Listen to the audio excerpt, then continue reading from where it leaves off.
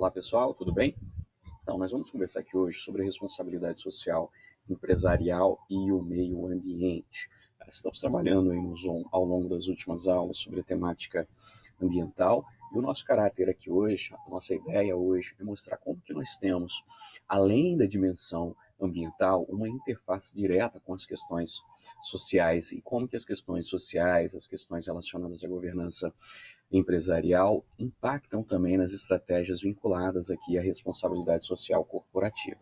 Muito mais do que isso, definir também o que é efetivamente, algo relacionado à responsabilidade social e o que não é, ou seja, aquilo que poderia ser apenas uma ação pontual, uma ação específica, em detrimento aqui de um programa, de um planejamento, de algo sistemático, de algo relacionado efetivamente aos propósitos da empresa, aquilo que ela entrega a mais do que ela é obrigada a fazer.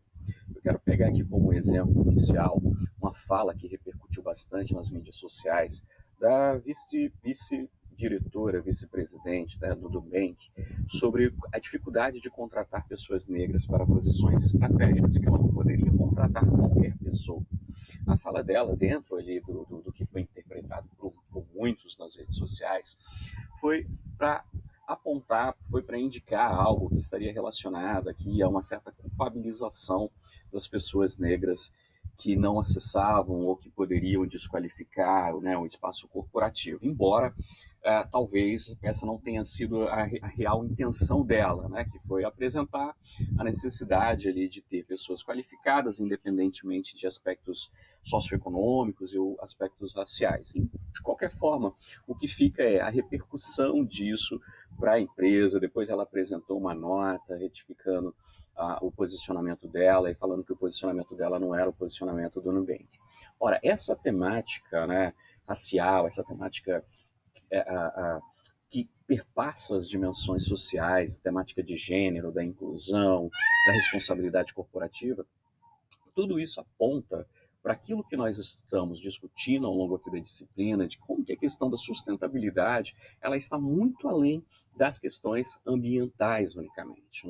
E aí é onde entra aqui as discussões sobre a responsabilidade social empresarial, ou seja, aquilo que uma corporação faz, aquilo que ela delineia no seu planejamento, aquilo que ela apresenta em termos de construção para alcançar a sociedade de uma forma mais ampla, além do cumprimento das obrigações que ela tem que cumprir, ou seja, para além do cumprimento das normas, das legislações ambientais, das legislações trabalhistas, dos aspectos antidiscriminatórios que elas devem adotar, a própria constituição, por exemplo, de comitês de combate ao assédio moral e sexual no âmbito das organizações, ou seja, inúmeros elementos aqui que as empresas, que as companhias devem adotar, se estiverem pensando efetivamente no delineamento aqui, e construção, claro, de uma proposta de responsabilidade social empresarial. Então, a partir desse preâmbulo aqui, o que nós estamos falando? Nós estamos falando aqui de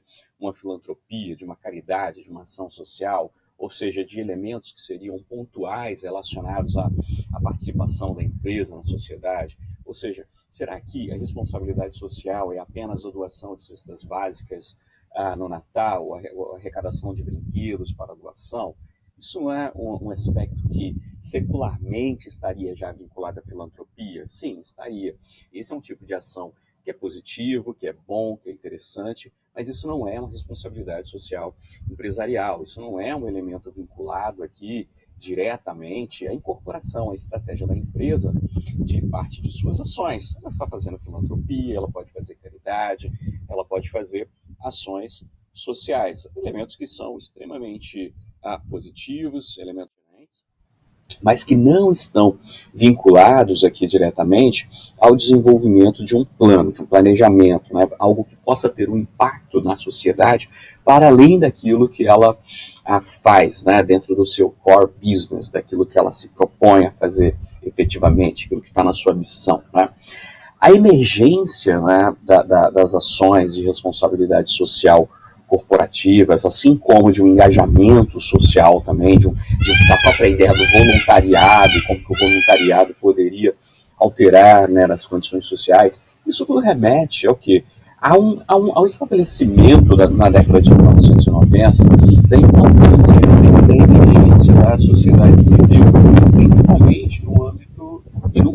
trânsito brasileiro, quando nós tivemos aqui um processo, né, de acentuação da desregulamentação do papel do Estado, houve aqui uma transferência para a sociedade civil, houve um processo de acentuado, né, de descontinuidade de algumas propostas e alguns projetos de intervenção estatal, e com base nisso, um maior engajamento também da sociedade. E muitas campanhas foram feitas nesse sentido. A gente pode lembrar da Ruth Cardoso, né, a antropóloga Ruth Cardoso, esposa do então presidente Fernando Henrique Cardoso, com o Brasil Solidário, e como que isso mobilizava, né, uma rede muito grande de organizações não governamentais para fazer o bem, para fazer a justiça, para promover a educação, etc. Ou seja, uma transferência, né, de determinadas ações, de determinadas propostas ou intervenções sociais do papel do Estado para a sociedade civil,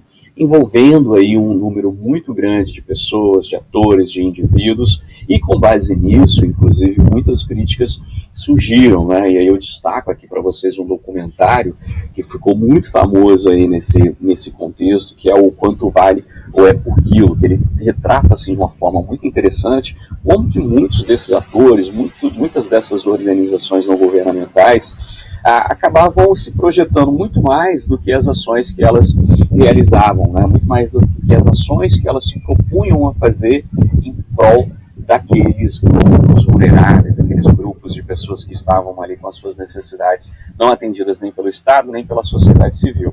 Eu recomendo bastante que vocês assistam, porque traça-se um panorama interessante dentro deste contexto. No âmbito aqui das organizações, é importante a gente ressaltar como que há uma mudança em relação a essa percepção. Se resgatarmos aqui, né, historicamente, dentro do contexto da nossa disciplina, o que nós estamos falando sobre o papel das empresas desde a década de 1970, o que a gente observa é que há aqui uma tomada de consciência, né, no primeiro momento, da responsabilidade ambiental, de não acumular resíduos, né, tóxicos durante o processo de produção, ou de minimizar, pelo menos, a produção desses resíduos, de você ter uma destinação correta dos resíduos sólidos produzidos, enfim. E, ao mesmo tempo, isso vinculado a um processo de regulamentação, de controle estatal, seja por meio da legislação estadual, municipal ou mesmo federal, em relação à atuação corporativa, à atuação empresarial.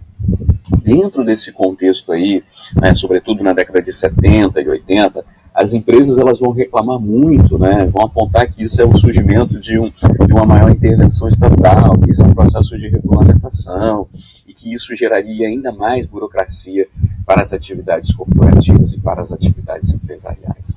Essa ideia ela começa a dar lugar na década de 90, com todo esse cenário aqui, né, que a gente encontra nos anos 90 de mudança do papel do Estado, de desregulamentação, de um maior protagonismo, né, entre os organismos internacionais, e que é extremamente importante tanto o papel das conferências, né, do meio ambiente, como também do papel de agências multilaterais, como o Banco Mundial, como o Fundo Monetário Internacional, apontando que o caminho era exatamente esse protagonismo das corporações, esse protagonismo dos sujeitos, né, da sociedade de forma geral. É dentro desse contexto aí que a gente vai ter, então, a realização aqui em 2002 da Cúpula Mundial do Desenvolvimento Sustentável, em que o Conselho Empresarial Mundial para o Desenvolvimento Sustentável vai apontar aqui, né, o entendimento de o que é responsabilidade social corporativa, e vai apresentar aqui uma definição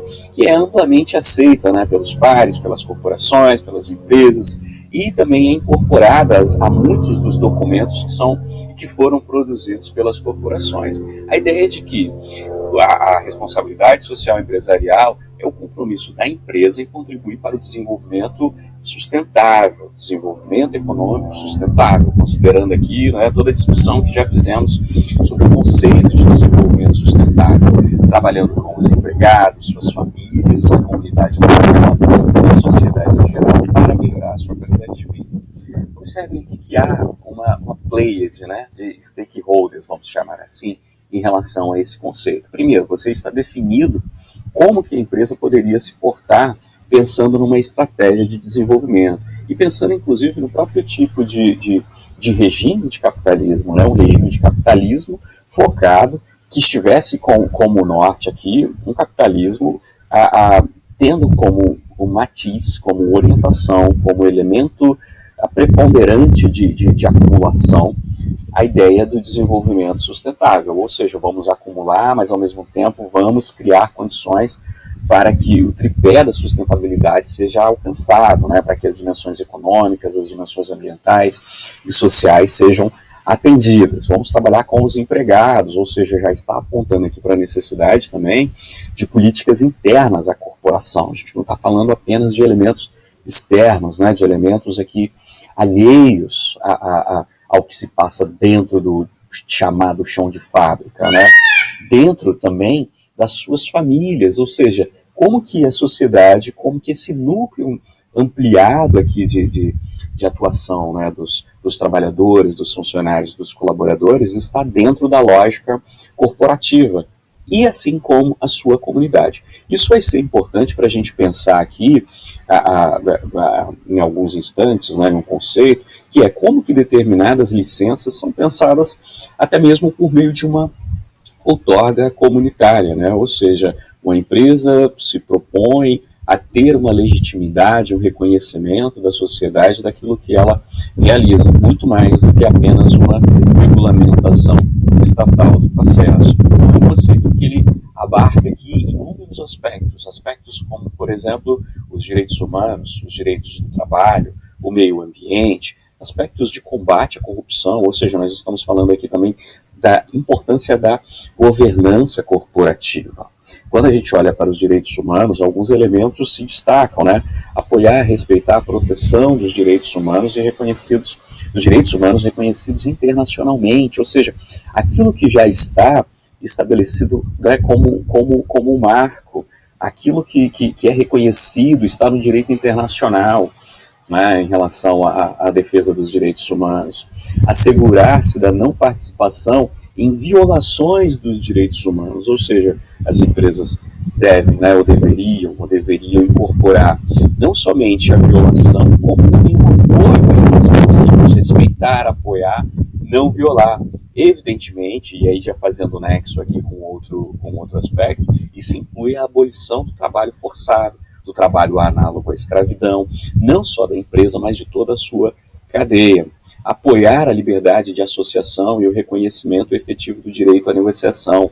Aqui está se tratando de quê? De como que dentro da organização a responsabilidade social corporativa, ela diz respeito também às negociações coletivas. Como que nós estamos falando do direito sindical, do direito à negociação, dos direitos que os trabalhadores têm de se mobilizarem nesse processo de negociação no âmbito corporativo, né, no âmbito das empresas. Além disso, né, os direitos do trabalho, eliminar todas as formas de trabalho forçado ou compulsório, abolir efetivamente o trabalho infantil, e é abolir mesmo, gente. Aqui normalmente tem uma discussão, né, que fala, na minha época eu trabalhava e isso, não tive nenhum problema com isso, e fazendo uma crítica, né, como se fosse politicamente correto falar sobre o trabalho infantil. Não, o trabalho infantil é todo tipo de trabalho penoso, ninguém está falando, evidentemente, aqui de um menino de 12 anos, de 10 anos, comprar um jornal, ou ir com o pai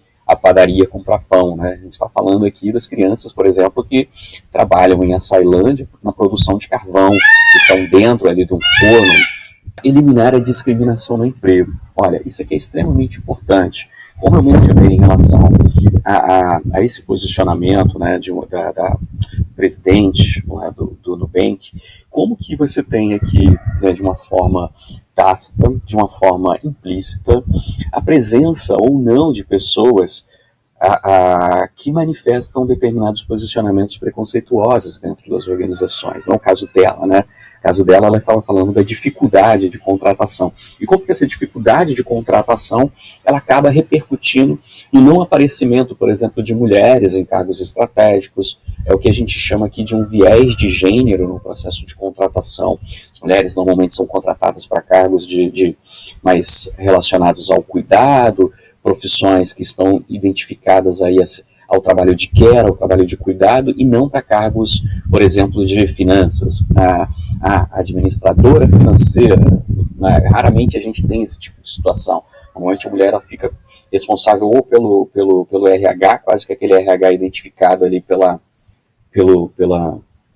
trabalho de cuidado, pelo trabalho de care, ou fazendo alguma outra atividade que não envolva um posicionamento de destaque no âmbito corporativo. Então é dentro desta dimensão aqui que se propõe eliminar a discriminação no emprego, a discriminação racial, a discriminação regional, que é extremamente importante, considerando principalmente empresas globalizadas, né? Seja do ponto de vista internacional ou seja dentro do nosso próprio território. Como que nós temos um processo de circulação nacional mesmo, e ao ter essa inserção, a gente pode ir para outro estado, a gente circula, né, internamente, e aí você passa por situações de discriminação. Ou seja, a ideia é incorporar políticas de combate a esse tipo de discriminação dentro, né, das orientações estratégicas da empresa. Então, é essa vinculação a essas diretrizes do direito do trabalho. O respeito e o apoio, né, às questões ambientais, né, tudo que a gente já discutiu relacionado a isso, e o próprio combate à corrupção. Né, como assim, você incorporar aqui, né, as atividades relacionadas ao desenvolvimento de novos programas, de novas diretrizes, de novas ações empresariais, o combate, né, a ideia de você monitorar o que está sendo feito para eliminar aqui, né, a extorsão, as propinas, etc. São elementos que fazem parte aqui de uma dimensão real do que está sendo pensado, do que está sendo concebido em termos de responsabilidade social corporativa. Ou seja, o conceito ele é bastante amplo, ele é um conceito que tem dimensões aqui que são internas e dimensões externas. Né, dimensão interna, os investimentos que são realizados em recursos humanos, por exemplo, o fato, né, por exemplo, de você selecionar um determinado grupo mais vulnerável, como aí o pessoal do Nubank fez. Olha, queremos aqui programadores, e temos poucos programadores de comunidades carentes, poucos alunos negros, poucas mulheres nessa atividade. O que nós podemos fazer? Podemos apoiar cursos, né, ações de capacitação desse público, e aí selecionarmos os melhores para dentro da nossa empresa. Vamos apoiar essa capacitação e vamos incorporá-los ao nosso quadro. Esse é um tipo de investimento que é realizado, que pode ser realizado, né, nesse caso aqui, externamente e internamente, quando você promove ações também, como um comitê pró-equidade de gênero, né, como uma das ações corporativas para quebrar aquele ceiling glass, né, o teto de vidro aqui em que as mulheres ascendem até determinados cargos de chefia e dali elas não passam mais dentro da empresa. Isso é uma ação de responsabilidade social corporativa no âmbito interno. Questões relacionadas à saúde e à segurança do trabalho, né, você criar condições para que os seus funcionários não adoeçam, né? E aí a gente tem políticas como a de LER, de combate à LER, de combate à DORT, né, etc. Gestão das mudanças provocadas aqui pelo processo de reestruturação produtiva, ou seja, se a empresa passa por um processo de transformação, de contratação de outsourcing, né, um processo de terceirização de determinadas áreas, o que você está fazendo para que a sua empresa, para que os seus funcionários não sejam apenas demitidos? Será que é possível você fazer um processo de recolocação profissional, auxiliar nesse processo de recolocação profissional? Inevitavelmente as empresas vão passar por essas transformações, isso é claro. Agora, o que pode ser feito nesse processo? Então, essa é a ideia de você apenas, no processo de mudança, no processo de transformação da sua estrutura, das suas políticas, de você alocar melhor os seus funcionários. Então, são políticas, são ações internas que podem ser adotadas aqui antes de se pensar nas atividades externas. E, evidentemente, as próprias ações externas, né? Como eu já mencionei, o processo de capacitação de determinados grupos para ocupar posições dentro da organização, né? Um apoio ali à comunidade local, a parceria com determinados grupos, isso muito mais do que ações filantrópicas, né? Mas de você pensar efetivamente em políticas mitigadoras, por exemplo, de desigualdades sociais. Então, vamos apoiar um projeto de formação de estudantes do ensino médio para que eles tenham condições de realizar um curso técnico e ingressar nos quadros da corporação. Vamos aqui financiar a formação de jovens líderes com um determinado critério, né, de raça, classe e cor, para que eles sejam incorporados à nossa organização e se tornem lideranças transformadoras. Então são elementos externos e que são incorporados aqui às dimensões das empresas, das organizações. O apoio a ONGs, né, a ideia das empresas, das corporações participarem de fóruns, de conselhos, são todos esses elementos aqui que vão possibilitar o desenvolvimento, portanto, das ações de responsabilidade social, né, no âmbito empresarial. Quando a gente pensa, né, nessas ações, nós pensamos também nas normas, assim como nós pensamos nas normas e nos sistemas de gestão, como nós podemos pensar nessa dimensão da concepção das normas relacionadas aqui a RSE. E aqui a gente tem aqui, né, a norma 8000, a SA 8000, elaborada aqui pela SAI, né, a Social Accountability International, desde 1997, mas ela não tem um propósito, não tinha, como não há, né, um propósito, né, com a ISO 26000, de você passar por um processo de acreditação.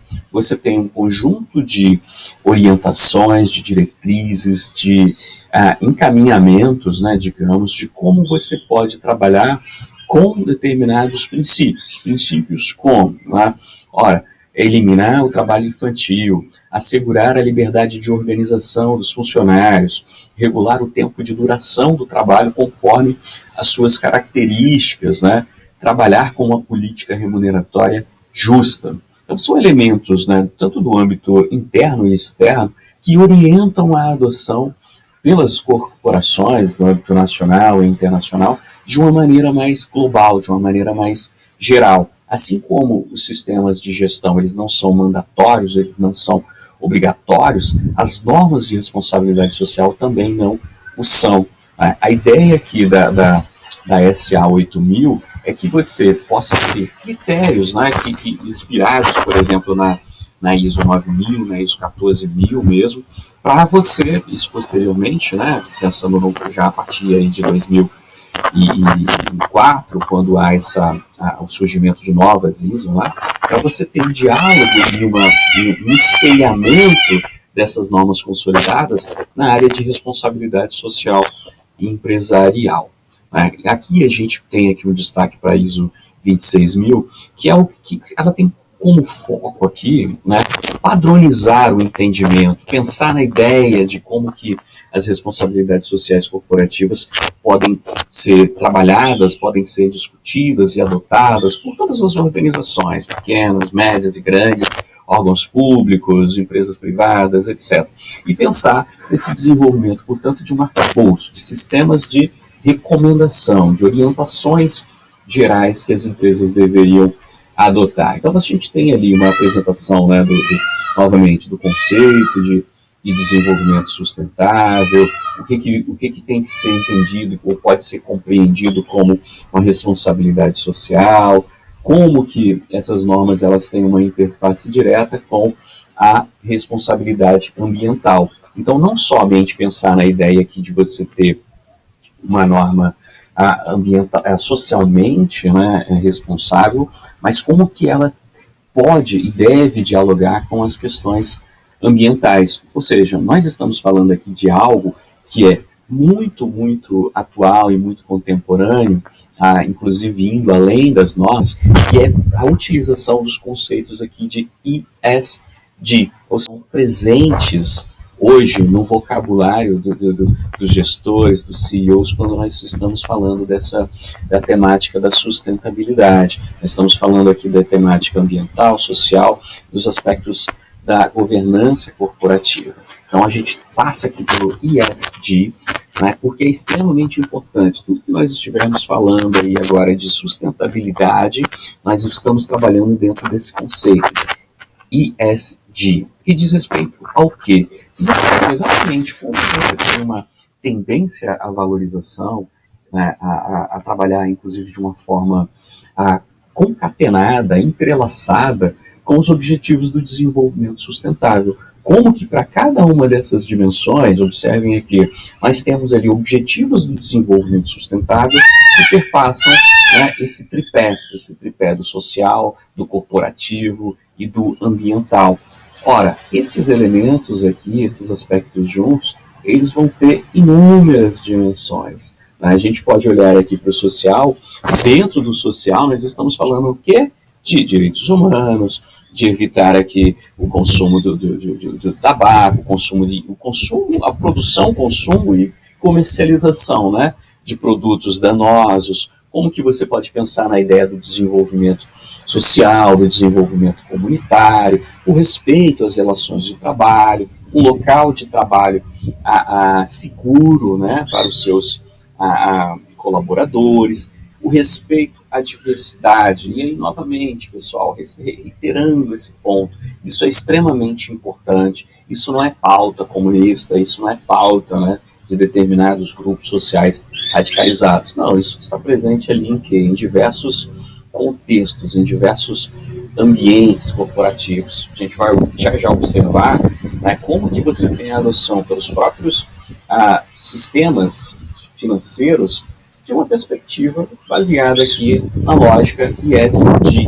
Né? A gente olha aqui para a governança corporativa, você tem lá uma política de compensação, né, dos executivos, isso fica claro, isso fica evidente. A ideia é o quê? É você evitar, inclusive, aquilo que aconteceu na crise, né, de 2008, que os empresários, os CEOs, né, preocupados ali com a extrema bonificação, né, deixando de alertar e de identificar determinados riscos corporativos, e isso levar a uma bancarrota corporativa e de um próprio sistema, de um próprio framework, né, de atividades empresariais. Então, você tem uma política clara de bonificação, você tem aqui uma diversidade, né, no seu corpo diretivo da organização, daí a importância de você analisar isso. São esses inúmeros elementos aqui, sociais, ambientais e corporativos, que vão pautar, por exemplo, né, o guia aqui, ó, ASG ou ISG, né, ISG, esses elementos aqui que vão pautar, por exemplo, a definição da ANBIMO, da Associação Brasileira de Entidades dos Mercados Financeiros e de Capital, que vão pautar como que você vai fazer a alocação de ativos de risco, ativos de médio, ativos de longo prazo. Ou seja, a importância aqui de você considerar nos próprios modelos de predição, nos próprios modelos de análise, como que esses elementos aqui da sustentabilidade fazem parte das ações e das estratégias empresariais. Ou seja, nós temos aqui, então, algo que é extremamente, que está se consolidando cada vez mais e é extremamente importante na alocação de recursos, tanto no contexto internacional como nacional. E juntamente aqui, né, com essa pauta, nós temos uma possibilidade, né, de averiguação aqui dessas dimensões do ASG ou do ISG. Né? Quais são essas dimensões? Ambiental, uso de recursos naturais, emissão de carbono, eficiência energética, poluição, tecnologia limpa, os aspectos sociais, os aspectos da governança. Tudo isso aqui dentro de uma métrica capaz de ser aqui, ó, medida. E aí tem um relatório aqui que, para aqueles interessados, eu recomendo que vocês dêem uma olhada aqui, né, no relatório da GRI, Global Report Initiative. Ou seja, como que você tem uma proposta de padronização dos relatórios de sustentabilidade. Um outro sistema de avaliação, né, das ações empresariais é por meio do sistema B de avaliação de impacto. Então são elementos, são instrumentos, são ferramentas de gestão que podem ser adotadas, que podem ser incorporadas por aqueles interessados na temática. Para finalizar, eu disponibilizei para vocês um artigo aqui que fala sobre responsabilidade social, né, um estudo de caso a partir da tragédia socioambiental da Samarco. Por quê? Porque a gente tem também um conjunto de discursos, né, corporativos, porque como se trata de um tema em voga, de um tema extremamente importante, em voga que as corporações estão adotando, muitas acabam assumindo um discurso que talvez possa não corresponder ao que efetivamente é feito. E para isso nós precisamos de processos, né, de averiguação, daí a importância também dos próprios processos de certificação, principalmente dos aspectos ambientais, né? Em relação aos aspectos sociais, o que esse artigo aborda de uma forma muito importante, muito interessante, no artigo muito atual, acabou de ser publicado, que é como que a Samar ela colocou em xeque, né, com a sua política ambiental e com a tragédia de Fundão, dois sistemas importantes aqui desse arcabouço que nós estamos trabalhando. Primeiro, os relatórios de sustentabilidade, os relatórios que eram usados, né, para a comunicação com os stakeholders. Então, a elaboração dos relatórios de sustentabilidade, que eles estavam sempre muito bem produzidos, com os indicadores, com as métricas, com os elementos todos que são exigidos aqui, né, pelos padrões globais da GRI, ou seja, como esses elementos dos relatórios de sustentabilidade não foram capazes de averiguar perigo e averiguar o risco, a segurança, né, tanto dos trabalhadores como o gigantesco impacto que houve sobre o meio ambiente, com a destruição ali de inúmeros aspectos da fauna e da flora.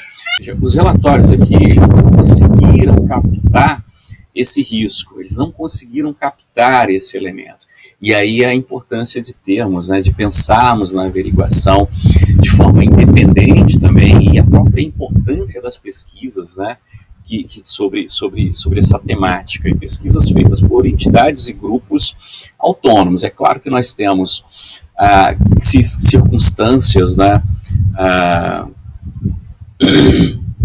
voltando, os próprios elementos aqui.